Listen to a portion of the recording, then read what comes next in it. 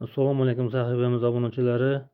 Navbatdagi 1000 kvadratlik, ya'ni 100 kilovat kotyolimiz Qoraqalpog'iston Respublikasi Nukus shahrining xususiy bog'cha, ya'ni nodavlat tijorat markazina jo'nab ketmoqda.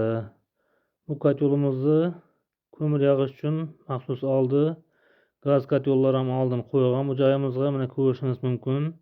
Gaz kotyollarda bir tushunmagan holda ishlagan, ya'ni santexnikani bilar bilmasdan ishlagan. Video davomida ko'rib tursiz, mana har kotyollarni har yerga qo'yib qanday bo'lmasin ishlab tashlagan, to'g'ri kelsin kelmasin.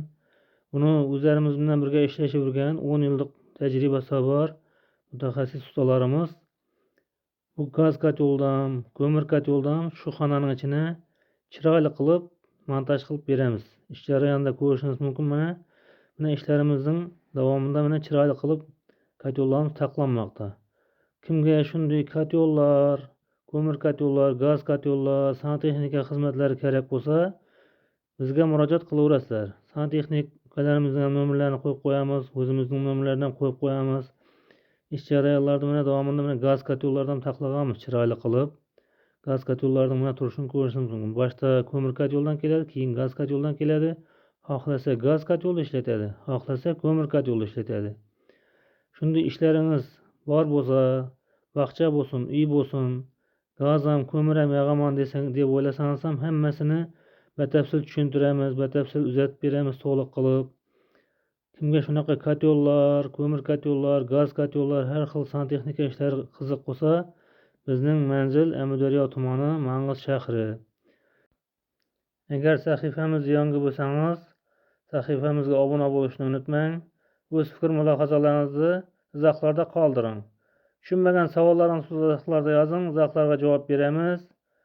Sizda kotyolga, temir eshikka, darvozaga qiziqish bo'lsa, bizning manzilga kelib ko'rishingiz ham mumkin, telefon orqali murojaat qilishingiz ham mumkin.